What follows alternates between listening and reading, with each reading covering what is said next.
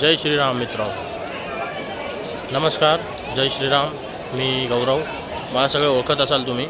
आता आपण गुजरातमधील सालंगपूर या गावामध्ये कष्टभंजन मंदिर, बजरंगबलीचं कष्टभंजन मंदिर, हे अतिशय सुंदर मंदिर आहे.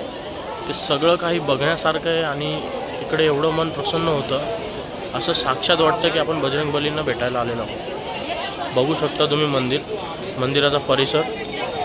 हे बघा, हे माझ्या आता एक्झॅक्ट जे मागे आहे हे मेन मंदिर आहे. हे लेडीजसाठी इथून एंट्री आहे आणि त्याच्या पुरुषांसाठी. आणि त्याच्या एक्झॅक्ट समोर अपोजिट साईडला श्री हरी मंदिर आहे. एकदम लाकडी, पूर्ण लाकडाचं मंदिर आहे. आपण बघूया लाकडाचं मंदिर. आणि आतमध्ये श्री स्वामीनारायणांचं रथसुद्धा आहे. त्याचंही तुम्हाला मी दर्शन घडविल नक्कीच. तर माझ्यासोबत जोडून राहा सर्वांनी. तुमचा लाडका सर्वांचा गौरव.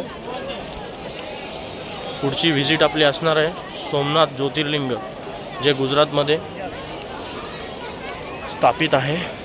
आपण तिकडे जाणार आहोत उद्या सकाळी. आता आपण कष्टभंजन मंदिर तर बघितलेलंच आहे.